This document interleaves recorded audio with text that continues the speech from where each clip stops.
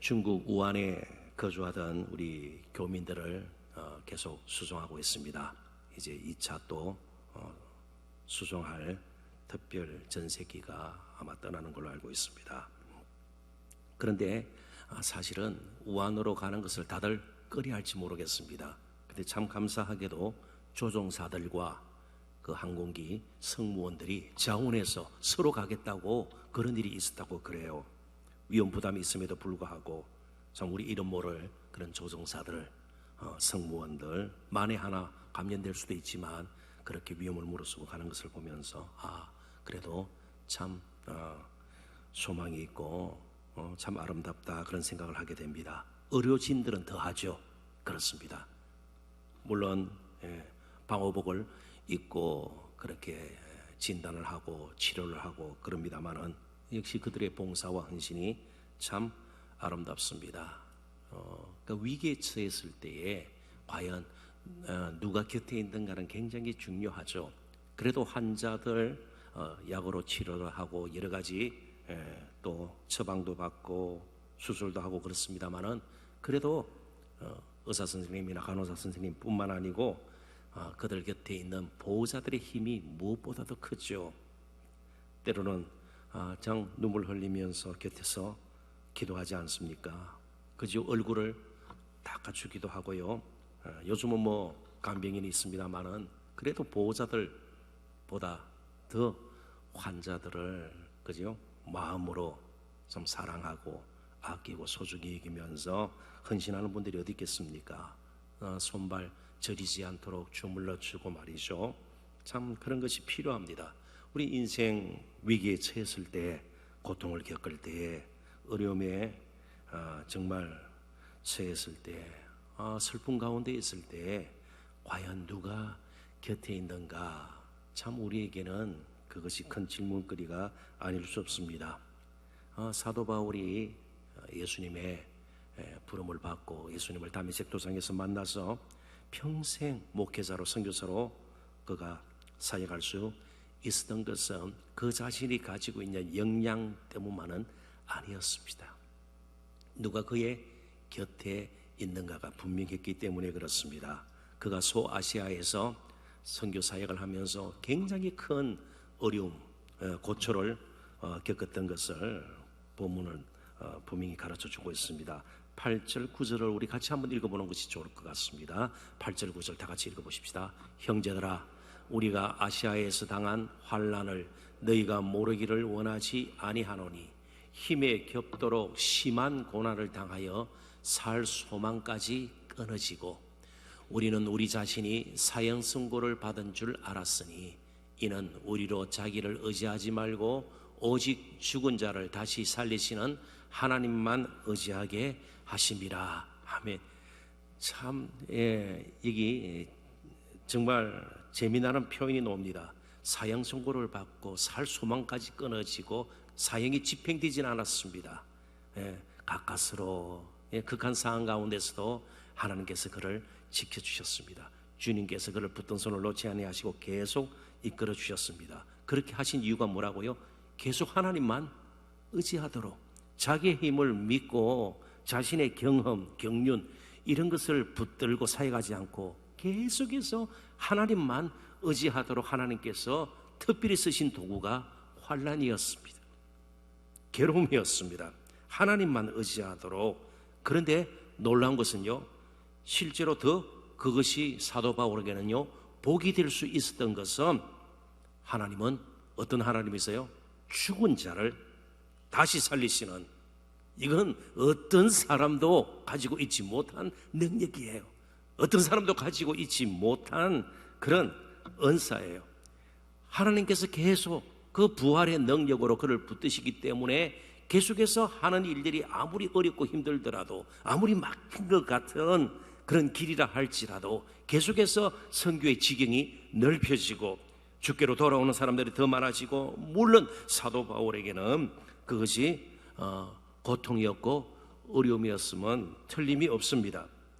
그래서 한 구절만 또 찾아서 볼 텐데요, 시편 50편 15절, 여러분 잘 아시는 말씀인데 크게 같이 한번 읽어보도록 하십시다. 환난 날에 나를 부르라, 내가 너를 건지리니 내가 나를 영화롭게 하리로다. 아멘. 이것이 하나님 안에 가지고 있는 우리의 기도와 믿음의 신비예요. 환난 날이 하나님을 영화롭게 하는 날로 변할 수 있다는 것이죠. 환난이 하나님을 영화롭게 하는, 정말 딴 것으로는 도저히 하나님을 높이고 정말 하나님을 드러내는데 한계가 있는데, 오히려 환난 날에 부르짖음으로 하나님께서 그 기도를 응답하시고 기도 가운데 역사하셔서 내가 나를 영화롭게 하리로다. 환난이 하나님을 영화롭게 하는 도구로, 수단으로, 방편으로 쓰일 수 있다는 거죠. 그러면 계속 우리가 고난을 받고, 그러면 환난, 하나님을 영화롭게 하기 위해서, 정말 능력 있게 사역을 감당하기 위해서 늘 우리는 고난 가운데 정말 버티면서 힘겹게 보내야 되는가? 아니에요. 3절부터 9절이 이렇게 한 단락으로 되어 있고 11절까지 한 단락으로 되어 있는데요, 특별히 9절까지 고난, 환난이라는 단어가 명사, 동사형으로 7번 나옵니다. 지금 사도 바울은 계속해서 그리스도의 고난에 대해서도, 자신이 겪는 환난에 대해서도 이야기하고 있어요. 고난, 환난이 늘 뒤따르는 것입니다. 그의 사역 가운데, 그의 섬김 가운데, 그의 정말 인생의 길을 걷는 가운데 계속해서 고난, 환난, 예수 그리스도의 고난의 길을 따라 걷고 말이죠. 이렇게 고난, 환난이 뒤따르는, 피할 수 없는, 함께하는 그런 사도 바울의 삶이었는데, 위로라는 말은 9번 나와요. 위로라는 말은 9번 나옵니다. 명사, 동사형으로. 환난, 고난이 있는데 그걸 이기고 다시 시작할 수 있는, 일어설 수 있는 하나님의 위로가, 주님의 위로가 계속 그를 더듬혀 주는 것이에요. 이제 우리가 한 달을 시작하면서 2월달이라고 해서 모든 것이 좋게만 되지는 않을 겁니다. 2월달이 참 힘들 거예요. 저도 조마조마해요. 아마 기도하시면서 그런 걸 한 번쯤은 다 생각해 보셨죠? 혹시 우리 가운데 신종 코로나 바이러스에 감염된 분이 있으면 교회는 모이지를 못하게 됩니다. 그죠? 그분만 격리하는 것이 아니고 우리도 전수조사를 하게 되고요, 역학조사를 하게 되고요, 그럼 모이지 않게 되는 겁니다. 그런데 우리 교인들 가운데 혹시 감염이 돼가지고 다른 사람에게 또 감염을 시키고 이러면 또 교회가 비난을 받죠. 저렇게 모이더니 서로 막 접촉하고 감염해서 그럴 수 있지 않겠어요? 그렇습니다. 그렇다고 무서워서 교회를 당분간 한 반년 동안 잠잠해질 때까지 교회를 안 다니겠다, 이건 더 안 좋은 거예요. 결국 하나님의 손에 우리의 생명이 달려 있습니다. 이거 제가 뭐 저주 악담하는 건 아니고요, 집에 계시다가 교회 안 나오고 갑자기 집에 전기 누전으로 세상을 떠나실 수도 있는 거예요. 사람의 생명이 하나님의 손에 달려 있죠. 우리에게 필요한 것은 그럼 무엇입니까? 하나님의 위로예요. 그런데 위로하다, 이 말이 참 재미나는 말입니다. 위로하다, 파라칼레오라는 말인데, 파라칼레오, 곁에서 우리를 보호하시다, 곁에서 잠잠히 말씀하시면서 우리를 격려하시다, 은혜로 새롭게 우리를 만들어 주시다. 그래서 보혜사 성령할 때 보혜사라는 말이 파라클레이토스예요. 그 동일한 어근을 가진 단어예요. 위로와 보혜사가 같은 뜻이에요. 옆에서 보호하시며 계속해서 은혜를 공급하시는 분, 성령님이세요. 보혜사, 성령님, 똑같은 단어를 쓰고 있어요. 이게 위로라는 단어하고 말이죠. 위로하시는 하나님, 곁에서 우리에게 계속해서 은혜를 주셔서 우리를 새롭게 만들어 주시는 분, 잠잠히 말씀하시면서 우리를 격려하시는 분, 모든 그런 고난과 환난, 정말 일 마칠 때까지, 하나님이 정하신 때까지는 우리를 지켜 보호해 주시는 분, 이것으로 우리가 사는 거예요. 우리 인생이 누구의 손에 있다고요? 위로의 하나님 손에 있는 것입니다. 근데 고린도 교회는 여러 가지 자랑하려 만한 것이 굉장히 많았습니다. 그런데 바로 없는 것이, 이런 고난과 고통과 환난을 통해서 하나님만 의지하고 그 부활의 능력으로, 보혜사의 능력으로 다시 한번 그들이 위로를 받고 다른 사람을 위로하는 데까지는 나아가지를 못했습니다. 자, 5절 또 한번 읽어보십시다. 5절, 그리스도의 고난이 우리에게 넘친 것 같이 우리가 받는 위로도 그리스도로 말미암아 넘치는도다. 정말 주께서 가신 길을 따라 걷는 자에게는요, 위로가 넘치게 돼 있어요. 따라 걷지 않으니까 어떻게든 우리 스스로 감정을 추스리려고 하고요, 좀 어려움을 극복하려고 발부둥을 치는데 잘 되지가 않아요. 낙심에서 벗어날 수가 없는 겁니다. 그리스도의 고난의 길을 걷는 자는요, 그래서 동정의 대상이 사실은 될 수가 없습니다. 사실은 다른 측면에서 조금은 우리가 오해할 소지도 있습니다만은 그게 복이에요. 그리스도의 고난의 길을 따라 걷는 것처럼 가장 안전하고 복된 길은 없다는 것입니다. 고난이 우리에게 넘친 것 같이, 그래서 그리스도의 고난의 길을 따라 사도 바울 일행도 그 길을 걸을 때에 그리스도로 말미암아 정말 예수 그리스도를 부활의 능력으로 일으키셨던 그 하나님, 또 그리스도의 그 위로가, 보혜사가 날마다 함께 하시면서 위로를 넘치도록 부어주신다는 겁니다. 그렇게 하시는 이유가 무엇입니까? 4절 6절 읽어보면 이제 분명한 목적이, 이유가 나옵니다. 4절 먼저 읽어보십시다. 우리의 모든 환난 중에서 우리를 위로하사 우리로 하여금 하나님께 받는 위로로서 모든 환난 중에 있는 자들을 능히 위로하게 하시는 이시로다. 6절로 읽어봅니다. 우리가 환난 당하는 것도 너희가 위로와 구원을 받게 하려는 것이요 우리가 위로를 받는 것도 너희가 위로를 받게 하려는 것이니 이 위로가 너희 속에 역사하여 우리가 받는 것 같은 고난을 너희도 견디게 하느니라. 자, 이제 한 가지를 추가했으면 좋겠습니다. 은혜의 통로, 축복의 통로, 우리 많이 들었습니다. 동시에 우리는 위로의 통로가 되어야 돼요. 그 위로의 통로가 되기 위해서는요, 우리가 어떤 길을 걸어나요? 그리스도의 고난의 길을 걸어야 돼요. 예수 그리스도가 가신 길을 걷지 않으면 다른 사람을 위로하는 데까지는 가지를 못해요. 정죄하고 비난하고 비판은 할 수 있지만 정말 위로하는 데까지는 갈 수가 없습니다. 자, 쉬운 것이에요. 어떤 사람이 나를 굉장히 좋아하지 않아요. 그래서 굉장히 좀 불쾌하고 불편해요. 심지어 다른 사람에게 몹쓸 말도 막 하고 말이죠. 그러면 굉장히 힘들잖아요. 그렇습니다, 그죠? 대하기가 힘들잖아요. 그런데 우리가 그리스도의 고난의 길을 걷게 되면 얼마나 참 힘들었으면 저럴까. 예? 정말 위로가 필요한, 오히려 덮어주게 되는 거예요. 내 힘이 아니죠. 뭐예요?